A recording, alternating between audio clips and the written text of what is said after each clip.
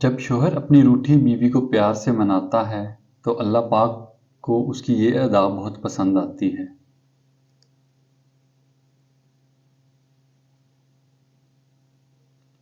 فجر کی نماز تو اللہ پاک سے وفا ہے۔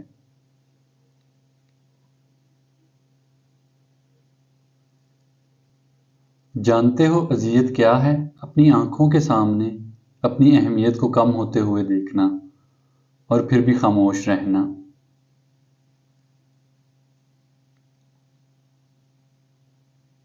حضرت علی نے فرمایا، ہمیشہ زندگی میں ایسے لوگوں کو پسند کرو جن کا دل چہرے سے زیادہ خوبصورت ہو۔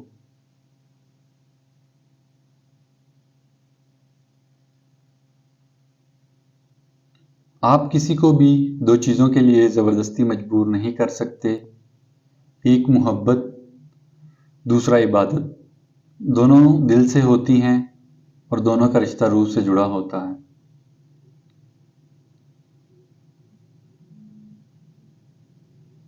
جو خوبصورت اور پاکیزہ بیوی مرد سے خود کو ایک درجہ کم سمجھ لے تو اللہ تعالیٰ اسے ماں کی صورت میں 3 درجے بلندی عطا فرماتا ہے۔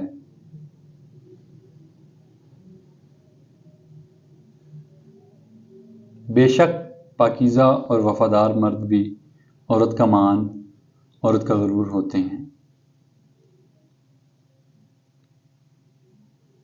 عورت پر پردہ ایسے جچتا ہے جیسے قرآن پاک پر غلاف۔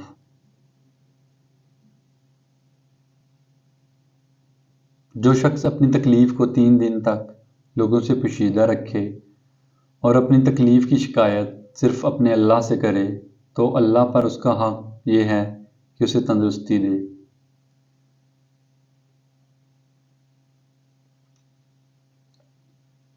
نماز کو محبت سمجھ کے ادا کرو گے تو اللہ پاک اگلی نماز کے لیے تمہیں خود کھڑا کر دے گا۔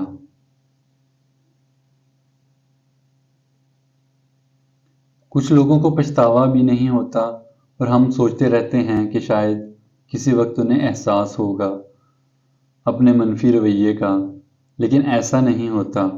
یہ پچھتاوا بھی ظرف والوں کے لیے ہوتے ہیں۔ بے حس لوگوں کے پاس صرف اپنا آپ ہوتا ہے۔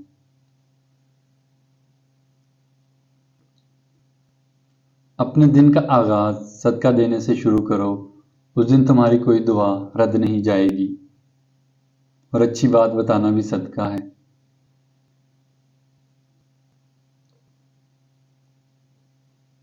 اللہ کا خوف دل میں ہو تو لوگوں کے معاملے میں دل خود بخود ڈرتا ہے۔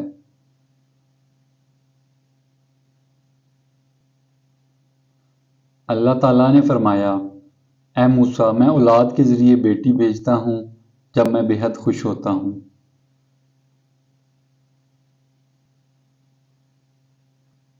اخلاق وہ موتی ہے جس کی کوئی قیمت نہیں ہوتی مگر اس سے ہر چیز خریدی جا سکتی ہے۔